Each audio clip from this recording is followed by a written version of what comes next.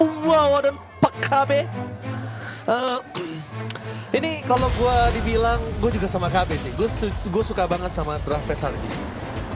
Kale Beatrix. Yoi. Wah, gue suka banget sih Kale Beatrix. Soalnya banyak ya orang yang pakai Kale tapi nggak ada volat damage loh. Bukan banyak, tapi kayaknya hampir dari kemarin sampai hari ini tuh gue ngeliat masih ada. Oh gitu ya. Iya. Tapi ya ini dia untuk game yang kedua kawan-kawan. 1 poin untuk sang juara tahun kemarin. Ya kita akan lihat menyamakan kedudukan atau tertinggal 2 poin. Yes, tentunya masih di Grand Final MSC 2025 at EWC. Dan kalau ngomongin ke arah tim Liquid Philippines, mungkin tadi menjadi game yang cukup berat untuk mereka. Tapi jangan dilupakan, mereka salah satu tim yang sangat cepat untuk bounce back dan juga reset. Cuma jangan lupakan juga SRG adalah salah satu tim yang kalau sudah snowball, mereka pegang gamenya. Emosional reset itu cepet banget. Dan jangan sampai lupa ya, tahun kemarin perwakilan dari Filipina berhadapan dengan Malaysia juga di Grand Final. Dan bisa dibilang celah selalu terbuka nih, sedikit celah aja bisa dimanfaatkan oleh Selangor Red Giant. Yes, benar. Dan bahkan waktu itu lagi timnas Bumi kan kalau nggak salah. Ya. Lagi timnas Bumi yang berada di Grand Final di MSC. Melihat dari Selangor Red Giants yang sangat perkasa di game yang pertama, kondisi di game yang kedua ternyata membuat para pasukan dari tim Liquid mereka sadar akan backline insurance yang harus ditutup dari Selangor Red Giants. Mereka pakai sosok Harit Purify, mereka juga mau dive in dengan bisa ada Sunford dan juga JP masih dengan ada Gatot Kaca. Cuma untuk ngomongin ke arah Sunford sekarang tugasnya bisa berbeda loh. Benar-benar bisa jadi backup kan? Bisa jadi backup karena mungkin Sanji yang akan head to head sama Stormy. Iya, banyak lah sekarang kayak tugas roamer, tugas XP lane itu nggak semata-mata cuma dia initiate juga bisa jadi cover. Cuma gue penasaran nih dengan Yums X Innocence, dia akan berjalan nggak kombonya? Satu suara nggak? Satu suara atau enggak? Karena pilihannya sebenarnya dari tim Liquid juga bisa. Dia bisa ambil loh untuk Tsunami Slam-nya. Tapi ya Ratogren ini dia sedikit poke damage aja sebelum dimulainya turtle yang pertama. Karena ada ombak kan, ombak yang bisa digunakan juga nih. Kalau dari bawah mau rotate bisa juga, tapi di pokok aja. Sanji tahu di sini dia masih level 3 dan dia langsung mundur ke arah belakang. Stormy gak ada final rest strike, membuat para pasukan dari tim Selangor Red Giants mereka menutup jalan dari serangan Sunford. Stormy menjadi target utama. Lihat dengan ada flicker yang dimiliki dan predicted dari kedua belah pihak, membuat Stormy masih bisa selamat tanpa retribution from Calvary.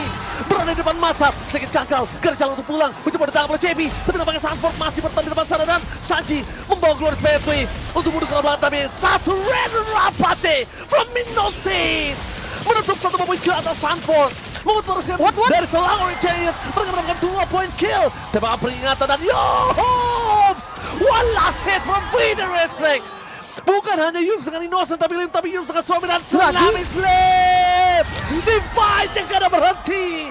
Tim Liquid dimatangkan kudanya kali ini benar-benar kecapean mengikuti tim fight tempo dari Selangor Red Giants. Seenak itu ada Kalea dengan combo burst damage. Tapi kita akan review sedikit dari replaynya, di mana hadirnya Innocence ini menjadi cahaya yang begitu terang untuk Selangor Red Giant. Flicker agresif, Renner Rapati, plus teamfight yang tidak pernah berhenti. Karena ada 1 poin kill yang membuat Yums-nya level 4. Yums level 4 langsung ngangkat lagi, langsung Tsunami Slam lagi ke bagian belakang. Dan itu dia sambutan yang langsung ready, Kalea Beatrix. Sesimpel itu. Yes, dengan kombinasi yang luar biasa Yums dan juga Patrick. Di sini para pasukan dari tim Selangor Red Giants mereka memasuk tim fight kembali. Mereka tahu Oheb masih bisa dimakan dan bahkan Sekis masih coba untuk dihindari dia bisa diberikan oleh Sekis, tapi nampaknya di depan sana ada 1 Tondros terakhir berikan Oheb one last hit. Sekis gagal mundur ke arah belakang, bukan menjadi sebuah jawaban Tsunami Slam for nothing. Dibalas? Lihat permainan over accent yang diberikan oleh para pasukan dari tim Selangor dan Red Rapati. Kali ini cukup menggetarkan jiwa dan raga. Hampir ya tadi ya. Untung ditutupin sama JP loh. Yes. Karena kalau enggak tadi udah pasti kena masuk Kalea. itu. Lurus banget tadi, pas banget pelurunya. Cuma ya, Sekis terlalu cepat kayaknya, terlalu buru-buru juga. Targeting tadi langsung ke arah belakang, tapi sayangnya punchernya tuh dibuang, puncher terakhirnya. Mungkin dia ngerasa oke, dia bakal dapat kill ke arah Oheb, tapi sayangnya ujungnya doang yang kena. Tondrosnya nggak kena di tengah, hanya 2 damage tadi yang kena ke arah Oheb. 1 lagi tadi tumbang sih memang. Reset lagi karena turtle udah dimulai. Setup akan dilakukan. Kedua XP lane ini sama-sama punya power, yang satu punya badan yang kuat banget. Yang satu bisa zoning ke bagian belakang, bisa jump langsung ke backline-nya, nggak usah main front to back. Latih lah, Genius One, Dia biarin, Stormy. dia biarkan aja nanti ujungnya Keram yang bakal menjadi badan. Karena Yums akan coba ditargetkan, Lim. Yums akan coba ditargetkan untuk menjadi satu initiate power. Lihat Keram membuka jalan dimanapun mereka berada. Potensi akan terbuka. Target utama mereka ada Kartusi. Defense yang sangat besar dikeluarkan, tapi Tsunami Slay menutup para pasukan dari tim Liquid. Tapi Sanford masih bisa selamat. Masih ada satu pasif, tidak bisa terlalu lama. Ini dia dari Vader Estrek yang di-copy oleh Saji, membuat para pasukan dari Selangor Giants. Mereka kehilangan satu member. Oke, masih aman ya. Tapi ya lagi-lagi nih, tim Liquid mereka nggak semudah itu untuk ditumbangkan. Mereka nggak semudah itu untuk digiring temponya.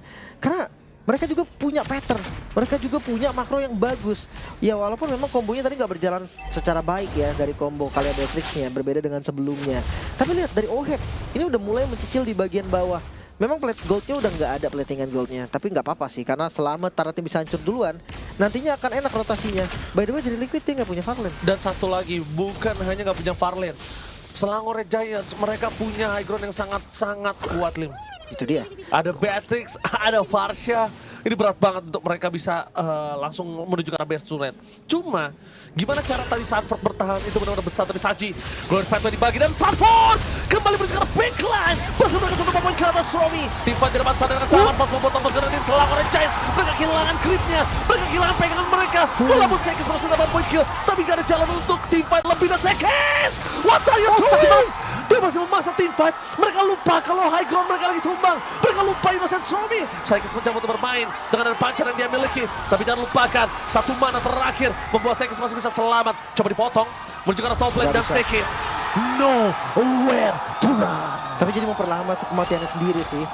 Ya dia nggak bisa ke kanan lagi, dia tahu di kanan ini udah ramai sekali teman-teman dari tim Liquid. Dead end-nya memang tadi kelihatan, makanya ya udah bunuh diri aja lah sama Tarat, nggak ada masalah. Sementara Stormy harus sadar kalau nggak ada flicker, mata Sanford udah pasti ke dia. Ada flicker aja ke dia. Iya, sama-sama ada flicker, chance-nya masih ada selamat. Tapi kalau udah nggak ada flicker, gue rasa no chance dari Stormy buat selamat. Jadi benar-benar harus respect lah. Benar-benar jangan muncul. Seperti yang gue kemarin sempat bahas nih. Semua user pasnya di Messi apalagi jago. Tapi yang paling jago itu adalah yang jarang banget muncul. Tapi lihat flicker akan Tsunami Slave menuju ke arah Sanford. Damage dari turret masih belum cukup, tapi flicker menuju Sanford membuat Stormy kali ini agak lebih tenang ketimbang biasanya dari Vader Estrek. Karena Oheb gak boleh dipaksa, gak boleh dipaksa flicker. Crab, Fetch everybody mencoba untuk di buying time. Sanford juga nampaknya membuat Sekis sekali harus keluar. Tertangkap dengan adanya Unbreakable, tapi masih berjalan dengan pancar yang dimiliki. Tim fight terlalu besar membuat terus dari tim Selangor Giants. Mereka punya tim fight yang cukup kuat. Dengan ada Oheb dihindari Sekis dan Innocent, the body block from Innocent cukup mengerikan, menakutkan. Mereka mau tim fight kembali, Saji di depan mata, dan lihat itu dia akan ke arah dari rapat sini, tapi nampaknya Innocent memilih untuk mundur ke arah belakang. Retribution yang on point. Carl Tusi, the gold from Philippines. Ya goldnya masih di tim Liquid loh ini. Selangor Giants mereka harus sedikit hati-hati. Pick off mereka tadi kurang berjalan dengan baik. Yang ditargetin adalah Sanford. Tapi kabar baik ya untuk Stormy pastinya. Karena Sanford tadi ketika ditarget dia menggunakan flickernya. Sekarang nggak ada flicker lagi dan mungkin agak lebih tenang lagi sementara Sekis. Hampir kena solo kill. Hampir itu almost ya guys, almost is never enough. Hampir itu nggak pernah cukup, tapi Avatar Guardian! Flicker. Tsunami Slime memaksa menuju ke arah turret, tapi JP bisa selamat dengan revitalisasi yang mereka miliki. Bayangkan, kalau tadi JP tumbang, itu akan setidaknya memukul tim Liquid tidak terlalu agresif. Nah sekarang, kondisinya adalah satu, informasi Innocent loh, terlalu mahal dengan tidak adanya flicker. Jadi Innocent dan Stormy harus hilang dari map. Tapi gue sedikit mempertanyakan juga nih, first item Genius One untuk Stormy. Nggak ada glowing ya. Maksudnya kalau memang misalkan di goldnya itu magical atau jungle-nya joy gitu masih oke lah. Ada efek dari mengurangi magic defense-nya. Ini full physical loh. Jadi ya benar-benar hanya damage dari pasiennya seorang diri aja yang akan bertambah. Plus kayak gue ngerasa damage-nya sekarang udah cukup dari Beatrix, tapi anti-regen jadi nggak ada.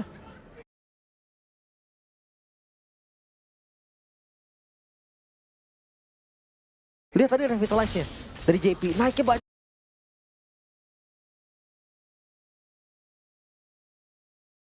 banget loh itu. Itu bikin JP yang harusnya tumbang. Tapi malah selamat. Ya, kita lihat mereka coba untuk bermain dengan agak cukup kendor dari tim SRG karena gold yang terlalu jauh. Positioning dan kita lihat di sini juga baru menuju ke arah Glowing One di saat mereka sedang under agak cukup lama. Ngomongin ke arah Lancelot, oke.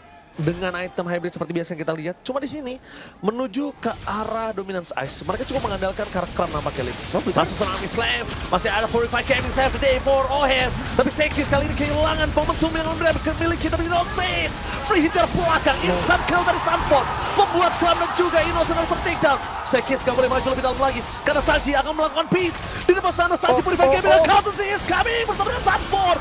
Jangan lupakan itu adalah beat belakang.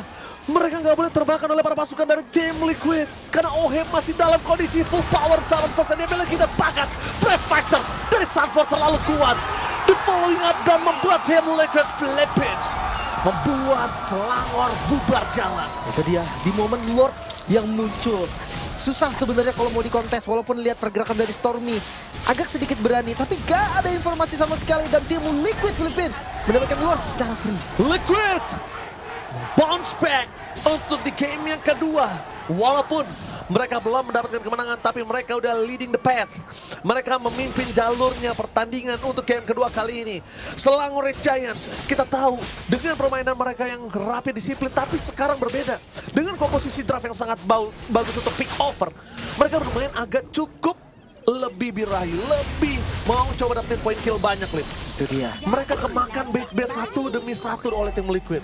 Mungkin gua rasa bait Purify Ohem pakai Tsunami Slam kayaknya nggak jadi hal yang bagus deh. Gak bagus. Walaupun memang nggak ada lagi sih sebenarnya, mau nggak mau ya. Kalau Kram maju, gue rasa ya hindarnya gampang banget, dia tinggal Chrono Daze ke belakang kan. Cuma ya, maksud gue tetap nggak boleh pakai flicker lah seenggaknya. Jadi kayak lompat, ambil Ohem, orang Purify, flicker masih ada. Jadi next Tsunami Slam itu masih bisa.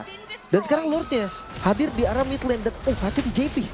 Zoning agresif yang langsung ditunjukkan. Tapi dengan adanya Holy Defense, Selangor Giants harusnya masih bertahan. Dengan Innocent juga, dengan Bennett yang dia miliki, dia nggak bakal terlalu takut untuk mendapatkan Lord yang pertama kali itu dengan cukup mudah. Sangat mudah, Lim. Itu dia, aman ya. Belum lagi kelihatan dari stack minionnya juga kurang banyak. Tadi atasnya udah dikontrol sama Sekis. Langsung ke arah si Halberd nampaknya. Ada Malefic Gun. Gue ngelihat agak sedikit sayang sih sebenarnya Malefic Gun ini.